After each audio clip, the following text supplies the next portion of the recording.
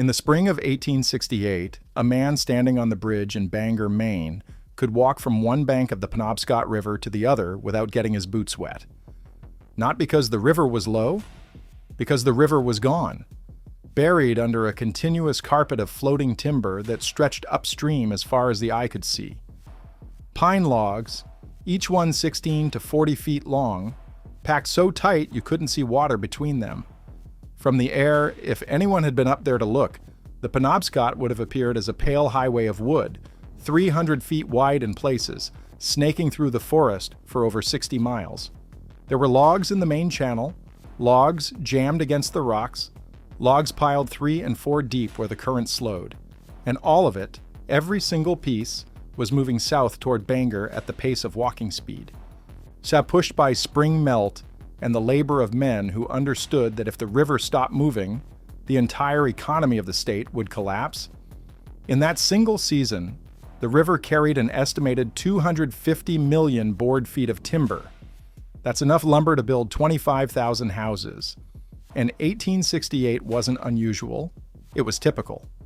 Between 1830 and 1890, the Penobscot River system moved approximately 9 trillion board feet of white pine out of the northern forests and into the hands of a world that was building itself out of wood. 9 trillion.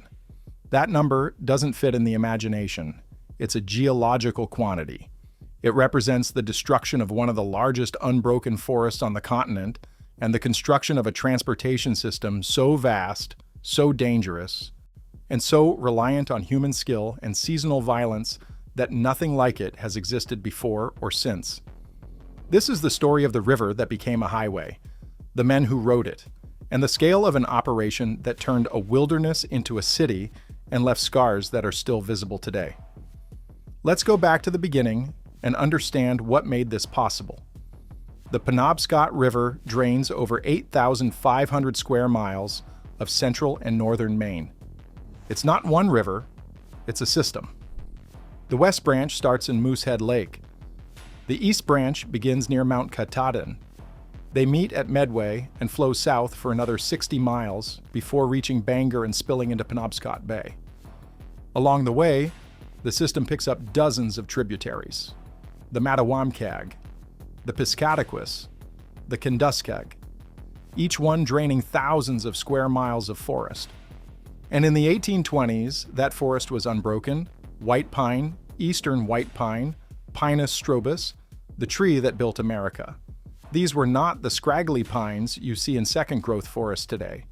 These were old-growth giants, trees 150 feet tall with trunks 4 and 5 feet in diameter, straight as a ship's mast.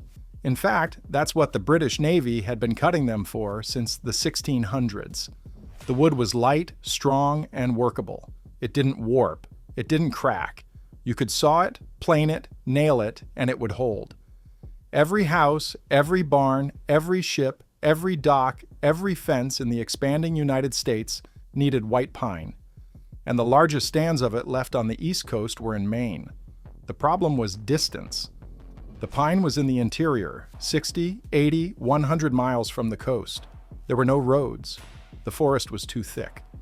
The terrain was too rough. Ox teams could haul logs a few miles to the nearest stream, but beyond that, the cost became prohibitive.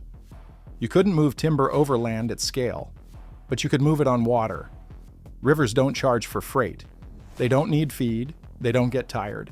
If you could get the logs into the river would carry them to the mills. The Penobscot system was perfect for this. Fast current, high water volume in the spring, and a geography that funneled everything toward Bangor. The city sits at the head of tide, the point where the river meets the ocean. Ships could sail up from Boston, New York, even Europe, and dock in Bangor Harbor.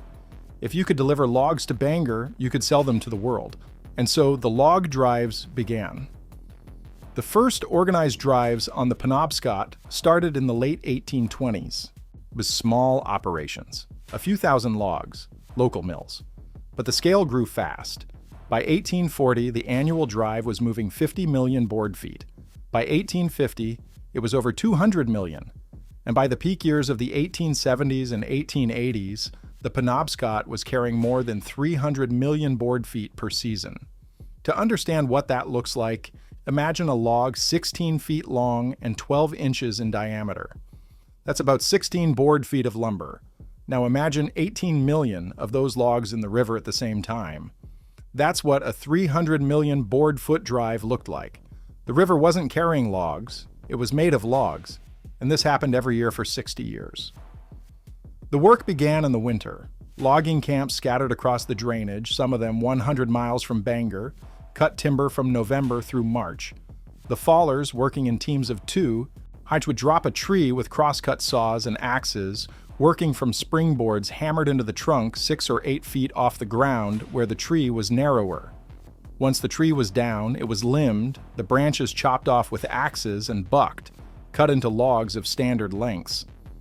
16 feet was common, 20 feet for higher quality timber. Anything longer was hard to handle. The logs were skidded to the nearest stream using ox teams or horses, dragged through snow on wooden sleds. The skid roads were iced at night. Crews would chop through the ice of nearby ponds, haul water in barrels, and spread it over the packed snow roads. By morning, the surface was glass-smooth ice, and a team of oxen could pull a load that would have been impossible on bare ground. The logs were piled on the riverbanks in massive rollways, stacks 20 or 30 feet high, held in place by key logs at the base. When spring came and the ice went out, the crews would pull the key logs and the entire pile would thunder into the river, a controlled avalanche of timber. But getting the logs into the water was only the first step. Now you had to move them 60, 80, 100 miles downstream to Bangor. And rivers don't flow in straight lines. They bend, they split around islands. They slow in wide sections and accelerate in narrows. Logs don't stay in neat lines. They hang up on rocks. They pile against the banks. They jam.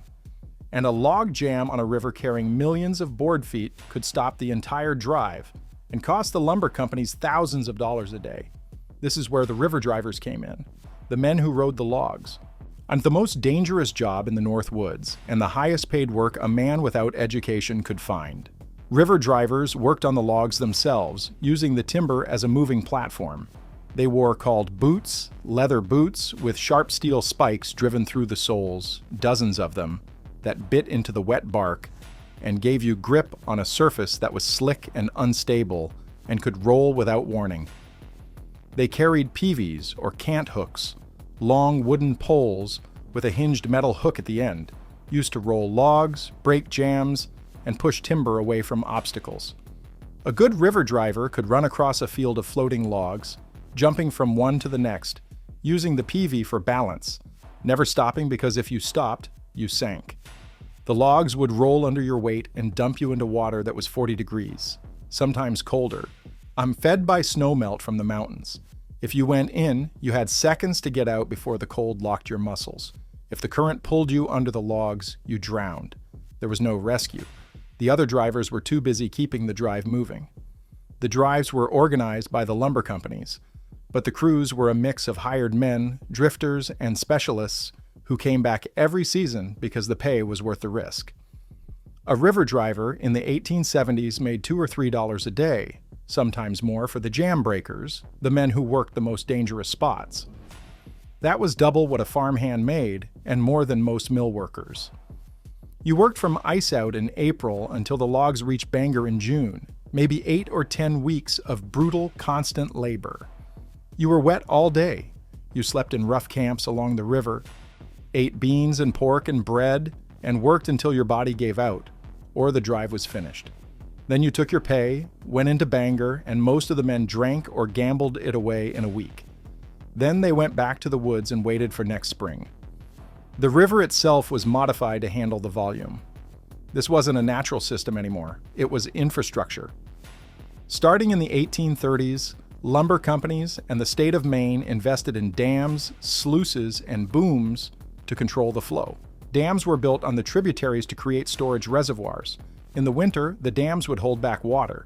In the spring, when the drive started, the dam gates would be opened and a surge of water would flush the logs downstream. This artificial flood was called a head of water, and it could move timber through sections of river that would otherwise be too shallow. The timing was critical. Release the water too early and the logs weren't ready. Too late, and the river level would drop, and the logs would be stranded on gravel bars. The dam operators working from camps near the structures had to coordinate with the drive bosses downstream, using runners, men on foot, or horseback to carry messages. There were no telegraphs in the deep woods. Communication was slow, and the decisions had consequences. Booms were another piece of infrastructure. A boom was a chain of logs, linked end to end with chains and anchored to the riverbanks or to dead men. Buried anchors on shore. Booms were used to guide logs, to funnel them into specific channels, or to stop them temporarily while crews sorted timber by owner. The Penobscot had booms at key points all along its length. Some of them stretched hundreds of feet across the river. The boom at Treats Falls, one of the most dangerous sections of the river, was a permanent structure, rebuilt every few years when the spring floods tore it apart. The men who built and maintained the booms worked in the current, standing on logs, driving spikes, and fastening chains while the river tried to pull them downstream. It was construction work performed on a moving platform with no safety equipment. Then there were the jams. Log jams were inevitable. Thousands of logs moving through a river will eventually pile up. A rock in the wrong place, a sharp bend, a shallow bar. One log gets stuck, another piles against it, then 10 more, then 100. And suddenly you have a tangled mass of timber, tons of it, locked together by friction and current, blocking the river. Behind the jam, more logs keep arriving, piling up, building pressure. A big jam could hold up 1 million board feet of timber and stop the drive for days. Breaking a jam was the most dangerous work on the river. The jam crew, usually a small team of the most experienced drivers, would approach the jam and try to identify the key log, the one piece that was holding the whole mass together. Sometimes you could see it. Sometimes you had to guess. They'd chop at it with axes, pry at it with peavies, trying to work it loose. When the key log finally gave way, the entire jam would let go at once. Thousands of logs would surge forward, grinding and tumbling, and the men on the jam had seconds to get clear. If you were too slow, the logs would take you under, crush you, drown you, leave your body somewhere downstream where it might be found weeks later or not at all. The death toll on the Penobscot was never formally recorded, but the pattern is clear in the newspaper archives and the company records that survive. Every season, men died. A driver swept under the logs in 1852. 3 men killed in a jam break at Grindstone in 1861. A crew of 5 lost when their bateau, a flat-bottom boat used to ferry supplies and position crews, capsized in rapids in 1867. The companies didn't pay death benefits. If you died, your body was sent home if it could be found, and your spot was filled by the next man off the boat from Boston or the next farm boy looking for work. There were no safety regulations, no insurance, no accountability. You took the job knowing the risks, and if the river took you, that was the price. But the logs kept moving. By the 1860s, Bangor was transforming. What had been a modest port town was becoming the lumber capital of the world. Not just the country, the world. More timber moved through Bangor than through any other port on the planet. The harbor was choked with ships, schooners, brigs, barks, loading lumber for Boston, New York, Philadelphia, Charleston, Europe, South America. At the peak, there were over 300 sawmills operating on the Penobscot River and its tributaries. Most of them were clustered in and around Bangor. The sound of saws running was constant, day and night. The smell of fresh-cut pine filled the air. The river downstream of the mills was covered with sawdust, a pale slick that stretched for miles. The scale of the sawmill operations matched the scale of the drives. A large mill could process 50,000 board feet a day. The biggest mills, operations like the Stetson Mill or the Morse Mill, could handle over 100,000. They ran multiple saws, massive up and down saws called sash saws, or the newer circular saws, some of them 6 feet in diameter, spinning fast enough that the teeth glowed from friction. The logs came out of the river on log hauls, inclined ramps where chains and hooks would grab the timber and drag it up into the mill. Inside, crews would roll the logs onto carriages, movable platforms that fed the log into the saw. A sawyer, the man who controlled the carriage, would position the log, eyeing the grain, deciding where to make the first cut to get the most lumber out of the timber. One pass through the saw and a slab would fall away. Another pass, and you'd have a plank. Fudd the sawyer had to work fast because the mill ran on production. The faster you cut, the more you made. But cut carelessly, and you wasted wood, and wasted wood was wasted money. The lumber was stacked in massive yards, acres of stacked boards, drying in the sun. The yards were fire hazards. One spark, and the whole operation could go up. Bangor had multiple devastating fires in the 1800s, some of them consuming entire neighborhoods and millions of board feet of lumber. But the mills would rebuild, the logs would keep coming, and the cycle would continue. The economic engine was too powerful to stop. By the 1870s, Bangor was one of the wealthiest cities per capita in the United States. Lumber barons built mansions. The city had opera houses, hotels, banks, all of it funded by white pine. All of it dependent on the river delivering timber every spring. But the system had limits, biological limits. You can't cut 9 trillion board feet of timber without consequences. The white pine forests of Maine were not infinite. By the 1880s, the loggers were working farther and farther from the river. The easy timber, the big trees close to the water, were gone. What remained were smaller trees, younger forests, and stands that were harder to reach. The cost of logging increased, the quality of the timber decreased, and the river drives started to shrink. In 1882, the Penobscot carried over 350 million board feet, one of the largest drives on record. By 1892, it was under 200 million. By 1900, it was under 100 million. The forest was gone. Not completely. Second growth was coming back. But the old growth, the giants, the trees that had taken 200 years to grow were cut and sawn and shipped and turned into houses and barns and ships that rotted or burned or were torn down decades ago. The last major log drive on the Penobscot happened in 1913, a small drive by historical standards, maybe 30 million board feet. The river drivers were older now. Many of them had been doing this work for 40 years. There were fewer young men willing to take the risk, and the pay wasn't what it used to be. The logs reached Bangor in June. The mills cut them. And that was it. The era was over. The forest was exhausted. The economics had shifted. And the river, which had been a working highway for 80 years, slowly returned to being just a river. What remains today are traces. If you know where to look, you can still see the scars. Old dam sites, on concrete and stone ruins slowly being reclaimed by the forest.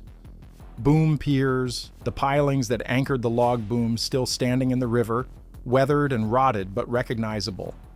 Sawdust beds, layers of decomposed sawdust 10 or 15 feet deep, buried under soil and vegetation.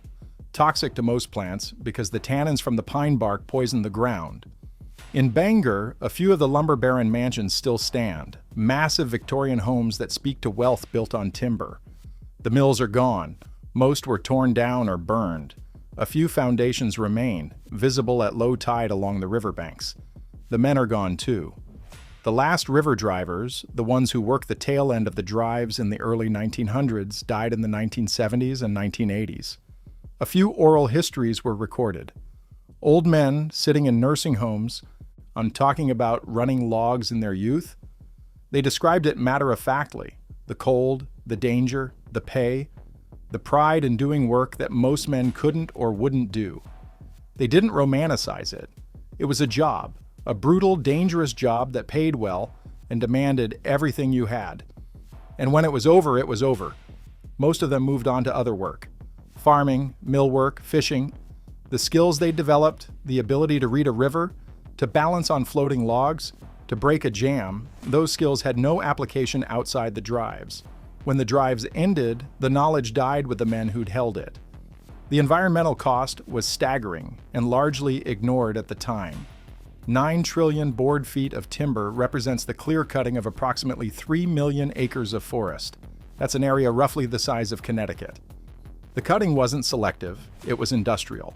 Loggers took everything merchantable and left the tops, the branches, and the slash in massive piles that dried and became fuel for wildfires. Northern Maine experienced catastrophic forest fires in the 1880s and 1890s, some of them burning for weeks, driven by the fuel load left behind by logging. The fires were so intense they created their own weather, generating winds and thunderstorms. Entire towns were threatened. Some were evacuated. The fires were only stopped when they ran out of fuel or hit natural barriers like rivers and lakes. The river itself was damaged. The constant log drives scoured the riverbed, disrupting fish habitat. Atlantic salmon, which had once run up the Penobscot in massive numbers, saw their populations collapse. The dams blocked migration routes. The sawdust from the mills smothered spawning beds. By 1900, the salmon were functionally extinct in the river. It would take a century of restoration work, dam removal, and habitat restoration before salmon returned in any significant numbers. And even now, the populations are a fraction of what they were before the log drives. But at the time, none of that mattered. The priority was production. America was expanding, cities were growing, railroads were being built. Every new farm needed a house and a barn. Every new town needed buildings. And all of it required lumber. The Penobscot delivered. For 60 years, it was the most productive timber transportation system in the world, moving wood at a scale that has never been matched. The river drivers, the loggers, the mill workers, the dam operators, they were cogs in a machine that consumed a forest and built a nation. They didn't see themselves as destroyers. They saw themselves as workers doing a job, feeding families, building something. And they were. The houses they built are still standing. The cities they supplied are still thriving. The cost was a forest that will never come back, not in the form it had, and a river that will never again run white with pine. The legacy of the Penobscot log drives is complicated. It was an environmental disaster. It was an economic miracle. It was a human achievement and a human tragedy. 9 trillion board feet. That number sits in the archives, in old logging company records, in state reports, in academic studies. It's a number so large it loses meaning. But break it down and it becomes real. 9 trillion board feet is 750 billion linear feet of lumber. That's enough to circle the Earth at the equator 28 million times. It's enough to build 900 million modern houses. It's the destruction of one of the great forests of North America and the construction of the infrastructure that allowed the United States to become an industrial power. Walk along the Penobscot today and it's quiet. The river runs clear. Fish are returning. The forests are growing back, though they're different now. Smaller trees, mixed species, nothing like the old growth. The log drives are gone. The sawmills are gone. The boom piers are rotting. But the river remembers, in the shape of its banks, scoured and reshaped by 60 years of timber. In the dams, some of them still standing, others removed in recent decades. In the silence where there used to be the sound of saws and the shouts of men and the grinding roar of a million logs moving downstream, the Penobscot carried 9 trillion board feet of white pine out of the northern forest and into the world. It's a number that defines an era of abundance and exploitation, of skill and danger, of progress measured in board feet and paid for in forests. The men who rode those logs are gone. The trees they cut are gone, but the number remains, 9 trillion. And the river that made it possible still flows, quieter now, slower, carrying only water and memory,